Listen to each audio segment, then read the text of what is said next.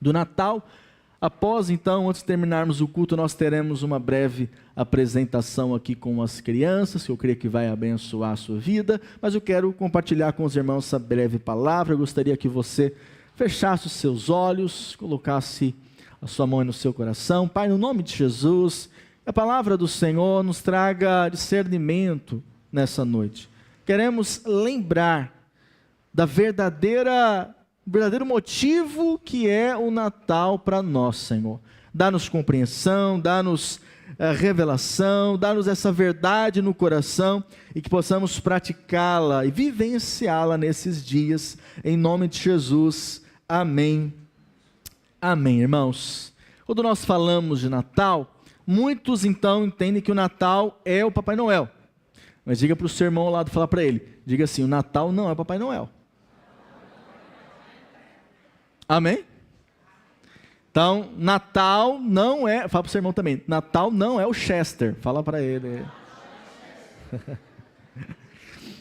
É que quando nós falamos do Natal, acaba que a gente entende as festas, o momento de estar ali com a família, lembra-se também dos presentes, não é mesmo?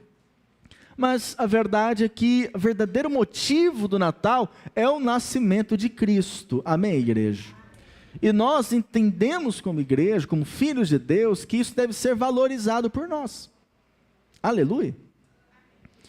Portanto, quando nós falamos da Páscoa, né?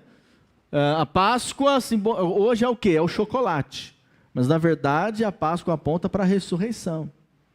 Então a gente entende que o mundo ele vai tentar fazer uma forma de tirar Jesus do centro, de Jesus não ser lembrado, mas nós estamos aqui para lembrar de Jesus, amém? Lembrar que realmente Jesus veio e veio para nos salvar. Vamos ler Isaías 9:6, porque um menino nos nasceu, um filho se nos deu. O governo está sobre os seus ombros e o seu nome será, vamos ler juntos, amém?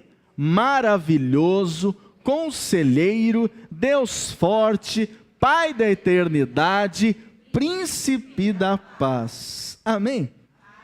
Então, quando nós falamos de Natal, nós precisamos responder algumas perguntas. Por que o Natal mexe tanto com a gente? Mexe com você, sim ou não? Mexe, né? Às vezes a pessoa está ali sem esperança, sem muita expectativa, mas parece que próximo ao Natal acende nela essa esperança, essa expectativa de um milagre na sua vida. Muitos, mesmo em meio a dores, perdas, momentos difíceis, quem passou por dificuldades nesse ano? Diga amém. Amém. Agora você está esperto, né? Falou de dificuldade, aí eu estou aqui, pastor, agora... Mas mesmo em dificuldades, perdas, problemas, nós, próximo ao Natal, então, geramos uma expectativa. Então, será que o Natal é só uma data? Ou será que ele é um sinal do céu? Então, se o Natal fosse só comida, você reservaria um domingo só para comer. Se o Natal fosse só presente, o cartão de crédito está aí para isso. Você ia lá e ia estourar o seu cartão de crédito para resolver o problema. Mas nós entendemos que o Natal nos faz refletir a respeito de algo, que há uma expectativa que nós temos em Deus. Posso ouvir um amém? Uma expectativa de desfrutar das bênçãos de Deus sobre as nossas vidas. Diga para o seu irmão, fala assim para ele, há bênçãos de Deus para serem liberadas sobre a sua vida. Amém, querido? Então todos nós temos dificuldades, problemas, situações, decepções, e aí então esse é o momento que nós lembramos o quê? Que o Senhor está conosco. Jesus disse que Ele veio para nos dar vida e vida em abundância. Diga assim, eu creio. A vida abundante para mim. Agora, existe um ladrão, e esse ladrão a gente sabe quem é, o diabo. E ele veio para fazer o quê? Para roubar, para matar, para destruir, para tirar aquilo que é a alegria de Deus na sua vida. E aí então nós precisamos, irmãos, vigiar e lembrar. O verdadeiro motivo da minha alegria, do meu prazer, é o Senhor Jesus. Aleluia. E aí então, quando nós falamos do Natal, nós estamos falando do quê? De que quando Jesus veio para desfazer as obras do diabo. Glória a Deus. Então, ao falarmos do Natal, você precisa lembrar disso. Michel, se puder ajudar o seu pastor aqui hoje, ele agradece. Aleluia.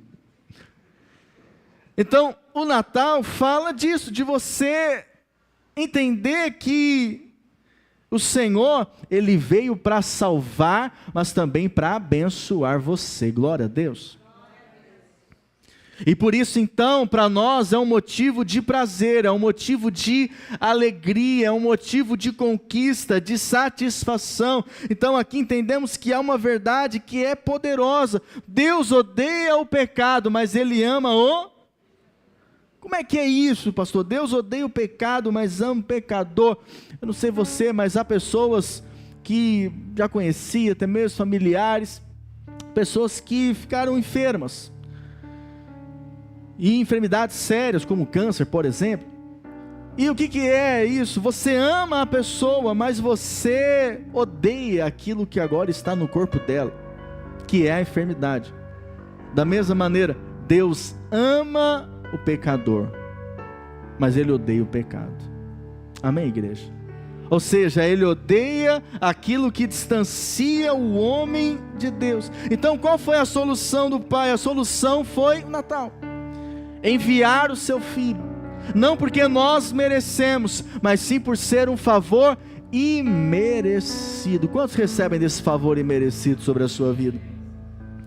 A graça de Deus te alcançou por meio de Cristo Jesus.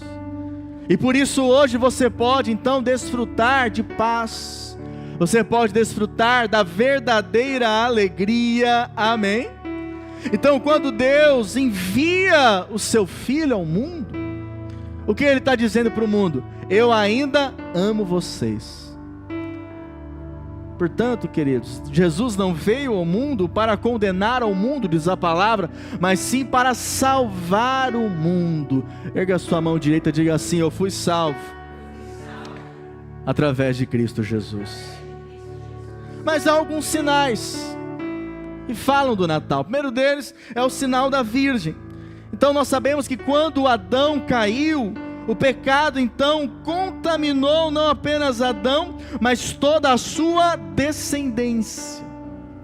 Ou seja, Adão pecou, mas todos aqueles agora que vierem dessa linhagem da raça humana, eles já vão também receber como uma herança o pecado sobre eles.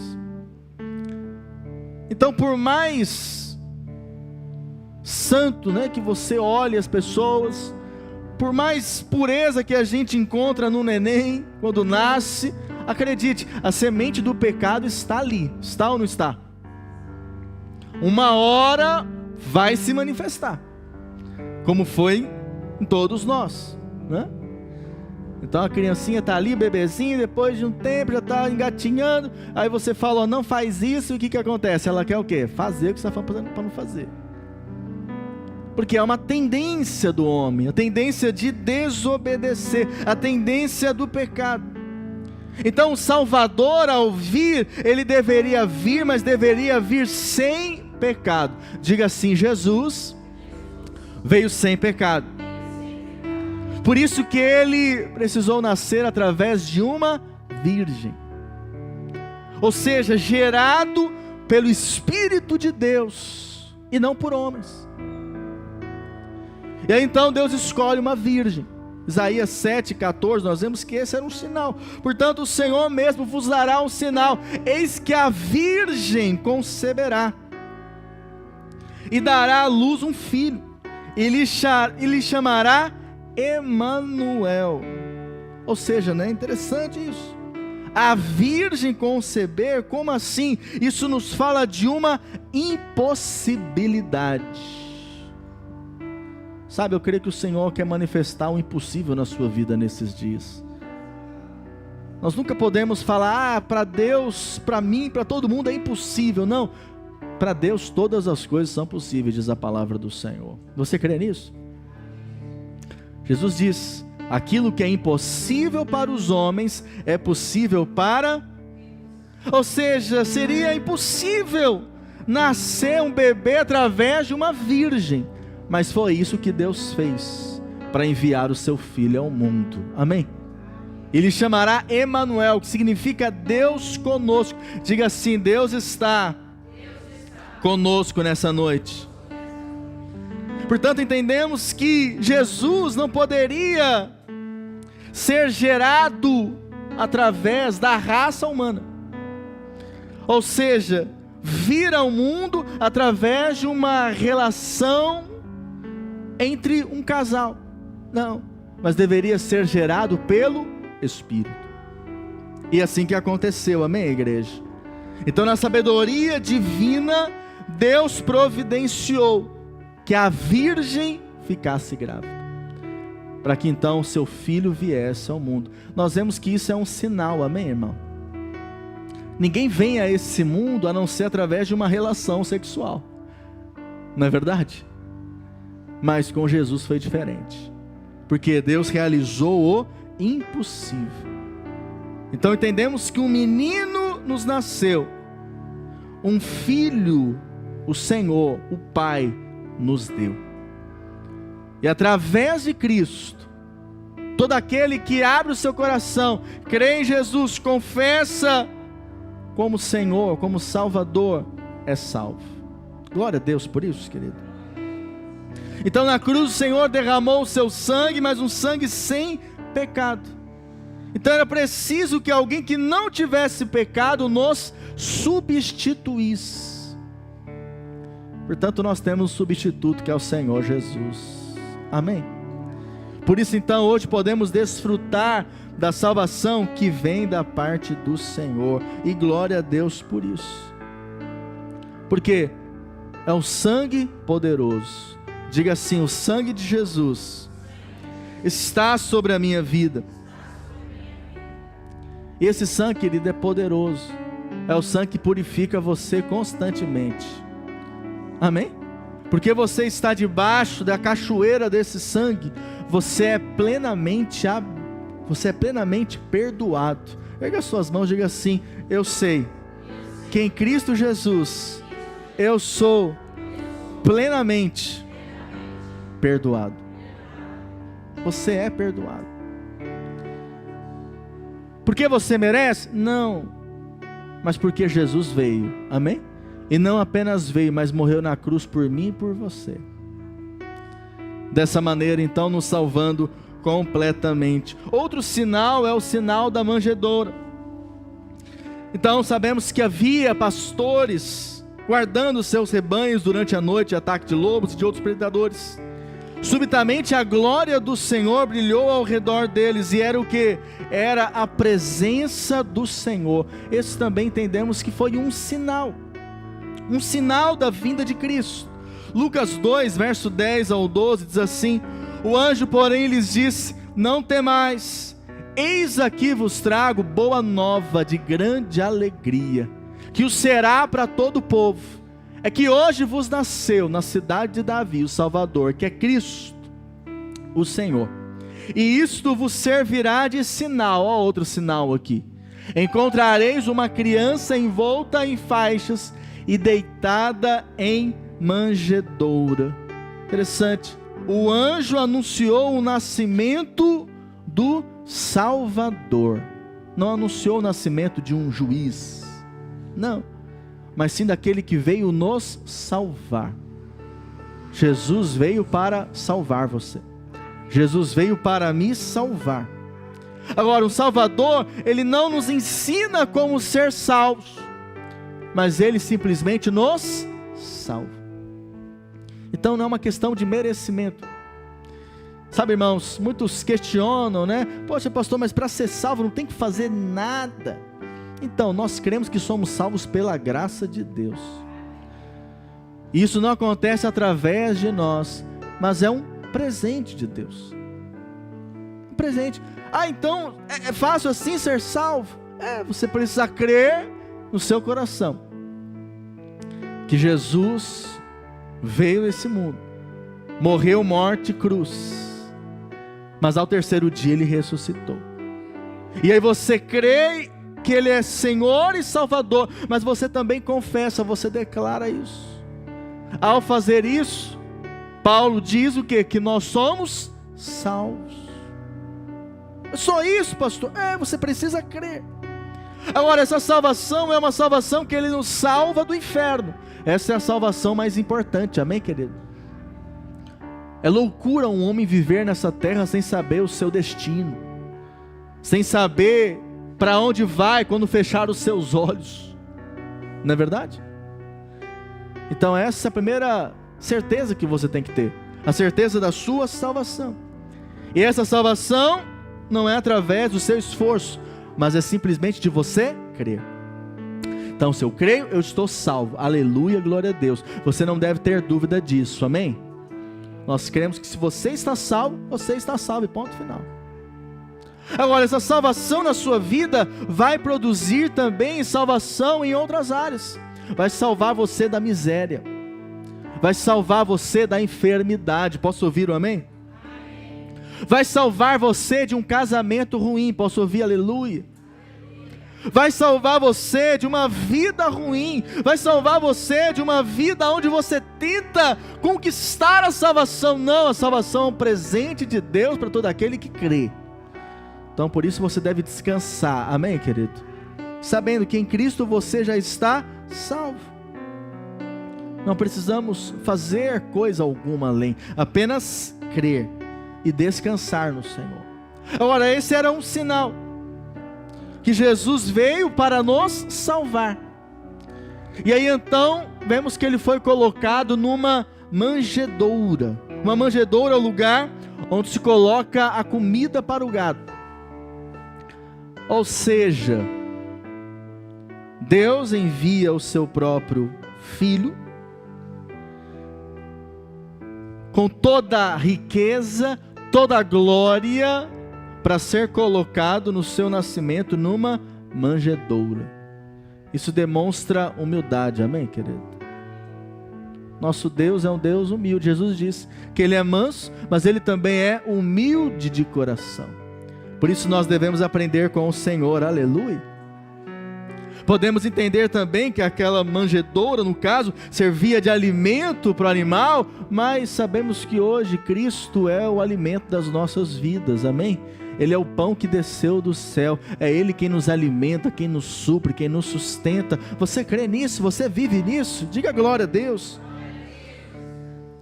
Que você possa reconhecer que o Senhor é o alimento que você precisa, é o sustento que você precisa na sua vida. Ao falar de manjedoura, lembramos disso, que o nosso Deus é um Deus humilde, e que nós também devemos aprender com Ele. Posso ouvir amém? Terceiro sinal, e último que quero falar nessa noite, é o sinal dos presentes. Então, Natal não começa no comércio, amém, querido? Mas o Natal começa no trono, onde nós sabemos que Jesus não é mais um menino, aleluia, mas Jesus é rei, Jesus é governante, Jesus é autoridade sobre as nossas vidas, autoridade sobre as nações. Então eu sei que às vezes há músicas, né, que falam Jesus, o menino nasceu, tudo bem, realmente o menino nasceu, mas devemos saber que ele não é mais um menino, mas há nele autoridade, que vai governar as nações, aleluia. Então, entendemos que esse é um sinal, porque naquela cultura, ninguém entrava na presença de um rei sem presente. E aí então, quando aqueles magos vão até o Senhor, nós sabemos então que eles vão até o Senhor com presentes. Deuteronômio 16, verso 16, diz assim a palavra: ninguém comparecerá diante do Senhor de mãos vazias. Glória a Deus. Nós precisamos ter esse entendimento, irmãos, porque o Senhor tem nos dado tudo, o Senhor tem nos abençoado. Você está aqui hoje num culto. Você não deve chegar na presença do Senhor de mãos vazias. Há diversas coisas que nós podemos entregar a Ele. A nossa adoração, amém? As nossas ofertas, a nossa oração, o nosso coração, o nosso tempo. Então você está aqui no culto para participar desse momento. Há coisas acontecendo aí fora, está ou não está, né? Então está aí, às vezes acontecendo algo lá na sua casa.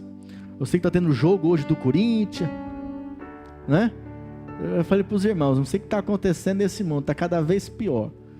O jogo agora acontece na hora do culto, só misericórdia.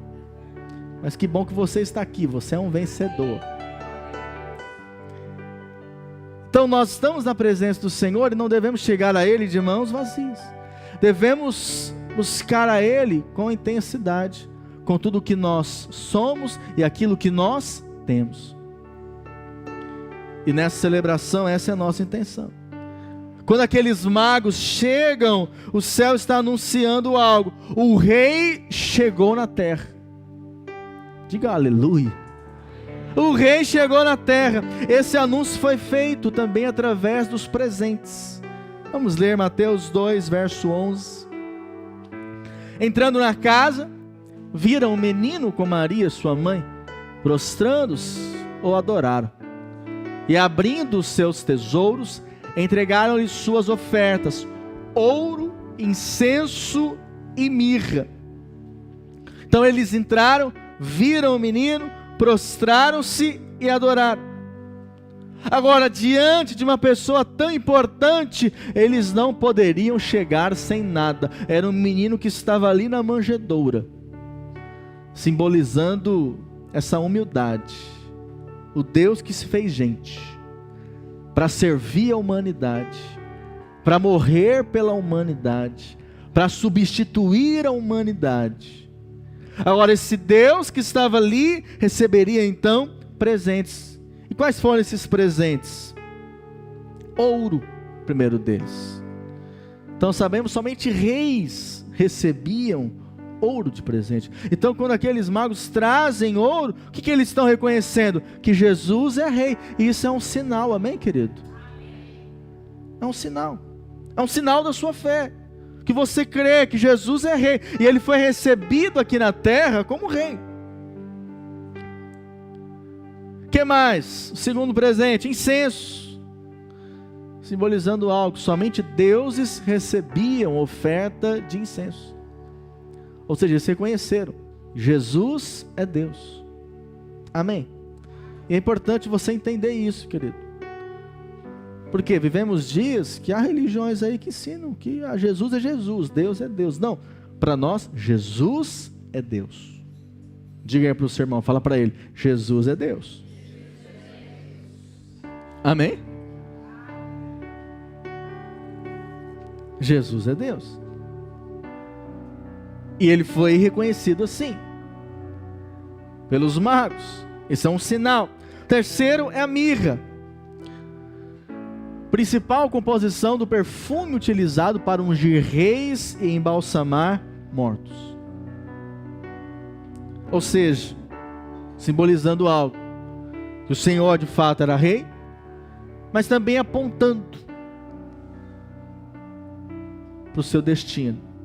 Nós sabemos que ele veio, mas ele veio com uma missão. Qual missão? Morrer por mim e por você. Amém, querido? Esse é o verdadeiro Natal. Mas não é o Natal que você vai ver aí fora. Não é o Natal que você vai ver na mídia. Não é o Natal que é falado nas ruas. Não é verdade? Na verdade, esse Natal ele é completamente esquecido. Mas precisamos lembrar que Jesus, ele não nasceu em um palácio, mas ele nasceu num lugar simples, numa casa simples, numa família simples, sem status, sem reconhecimento humano. Maria e José eram ricos ou eram pobres? Eram pobres. Não tinham ouro, não tinham rebanhos, não tinham influência, Mas algo interessante acontece. Quando Jesus entra na vida deles, tudo muda.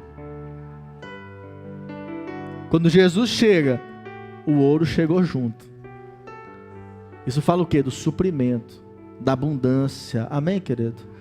Quando você tem o Senhor na sua vida, você precisa crer nisso. O Senhor tem abundância para você. A sua vida ela é mudada, a sua vida ela é transformada. Antes de Jesus, eles eram anônimos, invisíveis aos olhos do mundo. Mas agora, com Jesus, tudo mudou. Eles têm que sair agora fugindo, porque agora querem algo da parte deles. Sabe, querido, se há algo precioso que você tem na sua vida, eu tenho na minha vida, é o Senhor Jesus. É o sangue do Cordeiro sobre a sua vida. E isso o mundo vai tentar de todas as maneiras te roubar. A presença de Deus, a sua busca, o seu serviço ao Senhor. Cuidado, porque nós estamos aqui para levantar o nome do Senhor, a bandeira do Senhor nesses dias, lembrando quem de fato Ele representa, quem Ele é para nós, aleluia. Então o que mudou a vida de José, de Maria, foi o fato de Jesus ter chegado na vida deles. Quantos tem o Senhor na sua vida? Você tem o Senhor, querido, você tem tudo. Tudo aquilo que você precisa está em Cristo Jesus. Amém. A presença do Senhor traz tudo para a sua vida. A presença do Senhor traz paz para o seu casamento. Você crê nisso? Traz alegria na sua casa. Você crê nisso? A presença de Jesus traz favor lá no seu ambiente de trabalho. A presença de Jesus na sua vida faz você ser mais quebrantado, humilde, perdoador, amém? Generoso, aleluia. A palavra diz que Ele se fez pobre para que nós fôssemos enriquecidos. 2 Coríntios 8, 9. Pois conheceis a graça de nosso Senhor Jesus Cristo, que sendo rico se fez pobre por amor de vós, para que pela sua pobreza vos tornasseis ricos. Então, Jesus não ficou pobre porque faltou poder, mas não, Ele se fez pobre por uma escolha. Olha para cá, querido, estou encerrando já. Ele se fez pobre por uma missão. Qual é a missão de Jesus? Jesus não tinha missão aqui de constituir uma família, sustentar a sua casa, né? Não. Ele não veio com uma missão de abrir um grande negócio, não. Mas Ele veio com uma missão: conectar o homem pecador com Deus, com o Pai. E essa obra foi concluída com sucesso, amém, querido? Rico em glória, Ele escolheu a manjedoura. Dono do universo, escolheu a simplicidade. Senhor dos exércitos, mas Ele escolheu depender. Você imagina isso? O Deus que criou todas as coisas, agora está ali nos braços de Maria, sendo cuidado por Ele. Isso é algo poderoso, não é, querido? Mas simboliza o nosso Deus. E por isso então nós entendemos que Ele veio com essa missão de nos salvar. Diga assim: eu encontrei a minha salvação em Cristo Jesus. O verdadeiro milagre do Natal não é o que acontece lá fora, mas é o que acontece quando Jesus entra na sua vida. Jesus entrou na sua vida.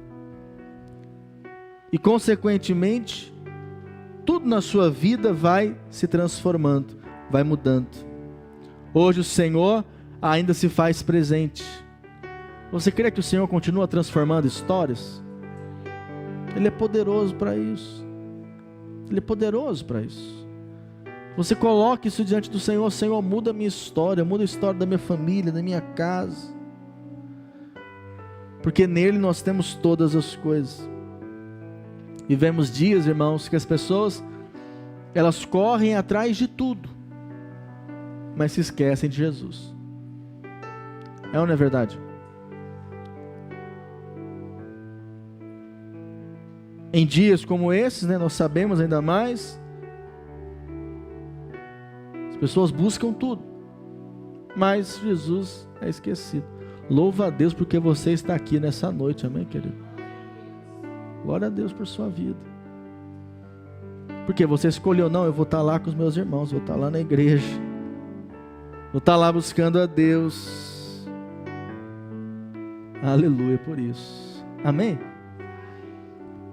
Antes de encerrar, eu gostaria de contar aqui uma ilustração. Você vai prestar atenção nela, amém? Eu vou ler aqui essa ilustração que fala sobre o leilão de quadros. E assim a história: havia um homem muito rico, um grande colecionador de obras de arte. A sua casa era praticamente um museu. Quadros valiosíssimos, assinados pelos maiores artistas do mundo, enchiam aquelas paredes. Esse homem tinha apenas um filho, e o filho era tudo para ele. O pai amava a arte, mas o filho amava muito mais. Com o passar do tempo, veio uma guerra, o filho foi convocado para um combate, e infelizmente, em uma missão para salvar outros soldados, ele perdeu a própria vida, e o coração daquele pai foi despedaçado. Algum tempo depois, um soldado que havia sido salvo pelo filho bateu à porta do pai, trazendo um presente simples, um quadro pintado, como está aí na tela, por ele mesmo, o retrato do filho. Tecnicamente, o quadro não tinha valor artístico algum, não era de um pintor famoso, não era uma obra-prima aos olhos do mercado, mas para aquele pai era o quadro mais precioso da casa.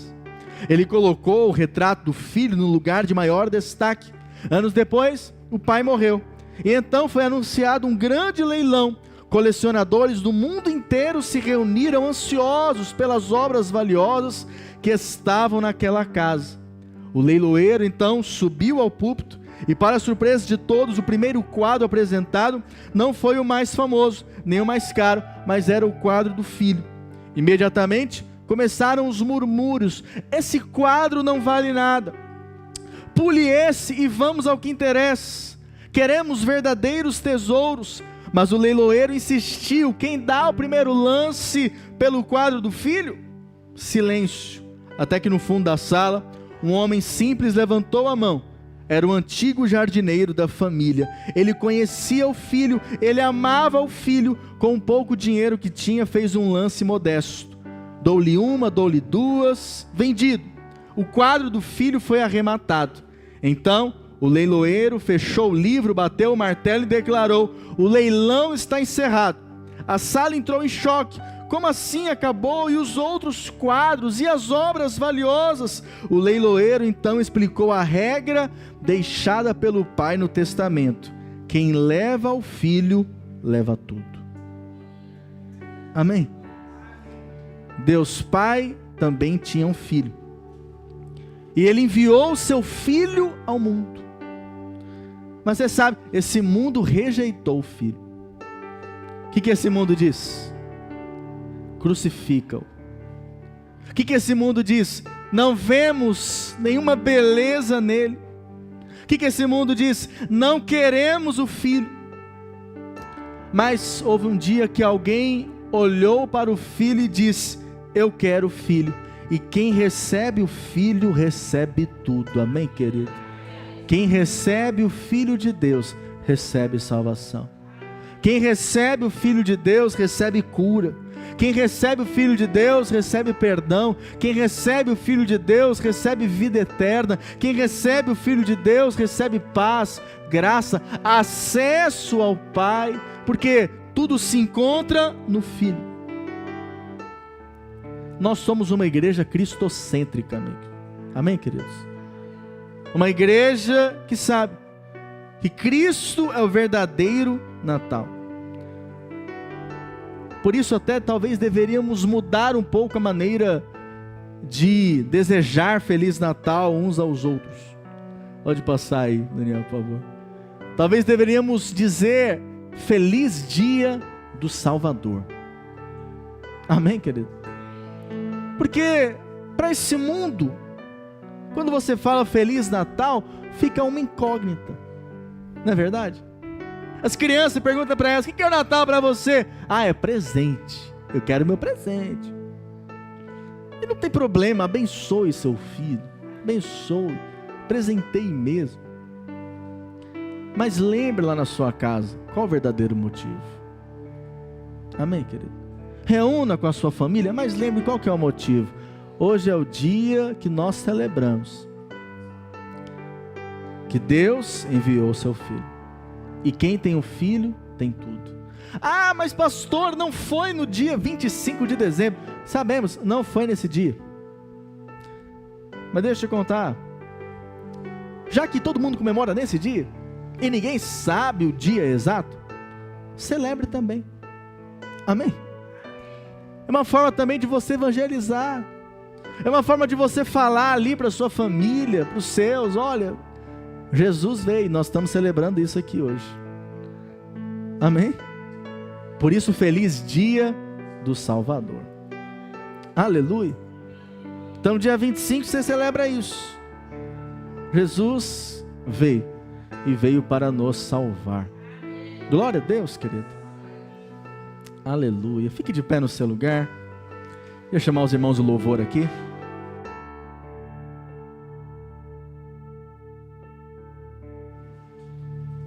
Aleluia. Quero que você hoje